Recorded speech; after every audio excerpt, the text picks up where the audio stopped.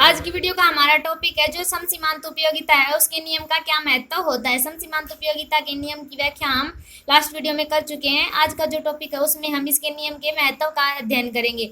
तो अर्थशास्त्र में सम सीमांत उपयोगिता के नियम का बहुत अधिक महत्व होता है और यह जो नियम है लगभग अर्थशास्त्र के हर क्षेत्र में लागू होता है, हर क्षेत्र में लागू किया जाता है। सबसे पहला है उपभोग। उपभोग में जो सम सीमांत उपयोगिता का नियम है उसका किस प्रकार जो है महत्व है, किस प्रकार हम उसका प्रयोग करते हैं। प्रत्येक उपभोक्ता अपने सीमित साधनों से अधिकतम संतुष्टि प्राप्त करना चाहता है। यानी जो प्रत्येक उपभोक्ता है, उपभोक्ता क्या होता है, जो किसी वस्तु का उपभोग करते हैं, किसी वस्तु को खरीद कर उसका उपभोग करते हैं तो उसे उपभोक्ता कहा जाता है। प्रत्येक उपभोक्ता है जो उसके सीमित साधन होते हैं, उसके जो आय है यानी जो भी उसके साधन होते हैं जिनके द्वारा वो वस्तु को खरीदता है, वो सीमित साधनों से अधिकतम संतुष्टि प्राप्त करना चाहता है। यानी प्रत्येक उपभोक्ता है जो उसका उद्देश्य क्या होता है, अधिकतम संतुष्टि प्राप्त करना। यदि उपभोक्ता अपनी जो आय है उसको विभिन्न वस्तुओं पर इस प्रकार खर्च करे कि प्रत्येक वस्तु पर खर्च किए जाने वाले अंतिम रुपए से समान संतुष्टि है, समान सीमांत उपयोगिता प्राप्त हो, तो वह अपनी आय से अधिक संतुष्टि प्राप्त कर लेगा।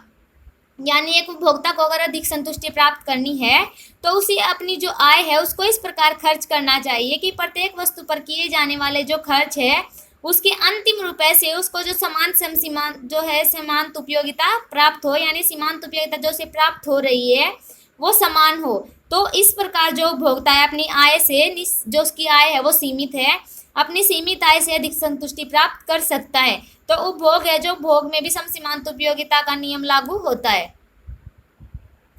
अगला है उत्पादन। प्रत्येक उत्पादक का क्या उद्देश्य होता है? प्रत्येक उत्पादक का उद्देश्य होता है लाभ को अधिकतम करना।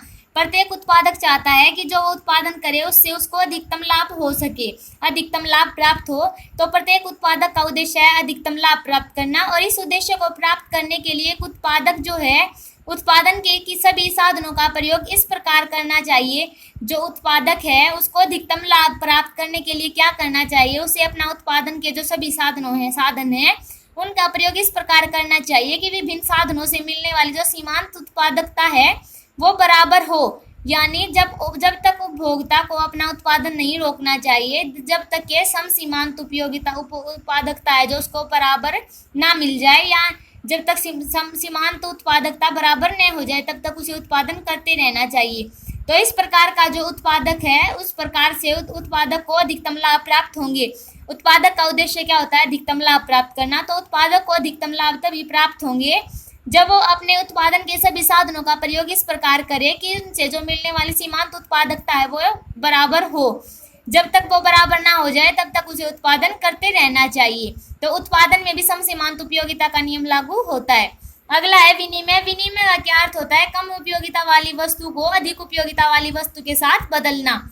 जो एक वस्तु है उससे हमें कम उपयोगिता प्राप्त हो रही है तो उसके बदले में जिससे हमें अधिक जो उपयोगिता प्राप्त हो रही है उसके साथ हम उसे बदल सकते हैं। तो कम उपयोगिता वाली वस्तु को अधिक उपयोगिता वाली वस्तु के साथ बदलना विनिमय कहलाता है। प्रत्येक व्यक्ति को कम उपयोगिता वाली वस्तु को अधिक उपयोगिता वाली वस्तु से तब तक प्रतिस्थापित करते रहना चाहिए जब तक के दोनों वस्तुओं से मिलने वाली सीमांत उत्पादक उपयोगिता है जो वो बराबर न हो जाए।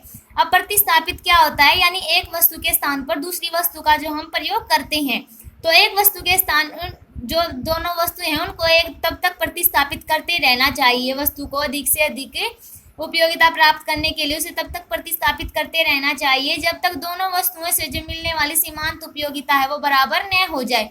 जहाँ पर दोनों वस्तुओं से मिलने वाली सीमांत उपयोगिता बराबर हो जाती है वहाँ पर विनिमय रोक दिया जाता है। विनिमय कहाँ पर रोक दिया जाता है? जहाँ पर दोनों वस्तुओं से मिलने वाली सीमांत उपयोगिता समान होती है, यानी सम सीमांत उपयोगिता प्राप्त होती है। तो विनिमय भी सम सीमांत उपयोगिता का नियम लागू होता है। अगला है वितरण। वितरण का क्या अर्थ होता है? वितरण का अर्थ होता है बंटवारा। तो राष्ट्रीय आय का साधनों में बंटवारा, वितरण का अर्थ होता है बंटवारा, और राष्ट्रीय जो हमारी आय है उसका साधनों में बंटवारा करना होता है वितरण। तो यह बंटवारा इस प्रकार किया जाता है कि प्रत्येक साधन को अपनी उत्पादकता के बराबर राष्ट्रीय आय में से भाग प्राप्त हो सके।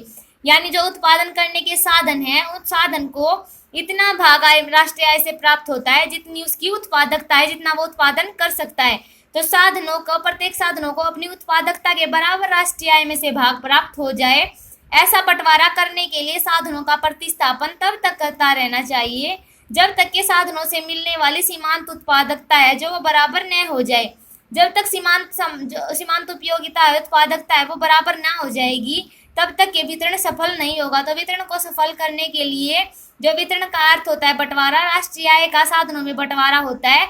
और ये बंटवारा तब इस प्रकार होता है कि जो साधन है उनको उनकी उत्पादकता के बराबर राष्ट्रीय आय में से भाग प्राप्त होता है।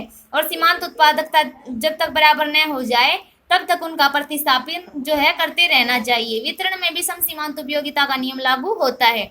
अगला है सार्वजनिक वित्त। इस नियम का सार्वजनिक वित्त अर्थात राज्य की जो आय तथा व्यय के संबंध में बहुत अधिक महत्व होता है। जो सम सीमांत उपयोगिता का नियम है उसका जो सार्वजनिक वित्त अर्थात राज्य की आय और राज्य के व्यय के संबंध में बहुत अधिक महत्व होता है। कर लगाते समय वित्त मंत्री इस नियम की सहायता लेता है। वह इस तरीके से कर लगाता है वित्त मंत्री, उसमें वह इस नियम की सहायता लेता है और वह इस प्रकार से जो है अपने कर लगाता है कि प्रत्येक करदाता है जो उसका सीमांत त्याग बराबर हो। जो वित्त मंत्री है वो इस प्रकार से कर लगाता है कि प्रत्येक करदाता को सीमांत त्याग बराबर हो, उसको किसी से अधिक सीमांत त्याग है जो नहीं करना पड़े। इसी प्रकार जब सरकारी व्यय करते समय इस बात का ध्यान रखा जाता है, जब सरकारी व्यय किया जाता है तो भी इस बात का ध्यान रखा जाता है कि प्रत्येक व्यय से मिलने वाला जो सीमांत लाभ है वो जनता के लिए बराबर होना चाहिए। जब किसी देश के करों के रूप में किया गया जो सीमांत त्याग है वो तथा जो व्यय से प्राप्त सीमांत लाभ है वो जो लाभ है और त्याग है दोनों बराबर हो जाए तभी अधिकतम लाभ प्राप्त होंगे। अधिकतम लाभ प्राप्त करने के लिए इस तरीके से कर लगाना चाहिए और वह भी इस प्रकार से करना चाहिए कि जो सीमांत त्याग है और व्यय के रूप में जो हमें लाभ प्राप्त हुआ है वो दोनों एक दूसरे के बराबर हो। त्याग और लाभ एक दूसरे के बराबर होंगे तो अधिकतम लाभ हमें प्राप्त होंगे। अगला है बचत तथा उपभोग में आय का वितरण किस प्रकार होता है।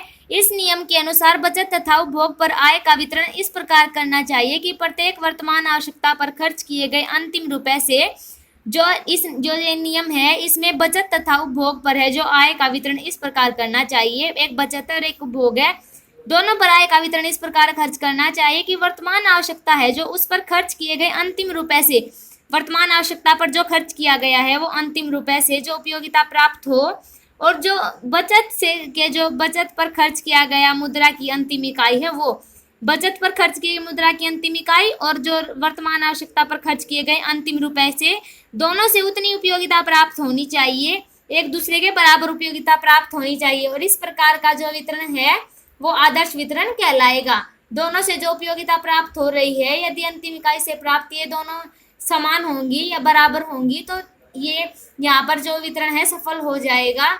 और बचत तथा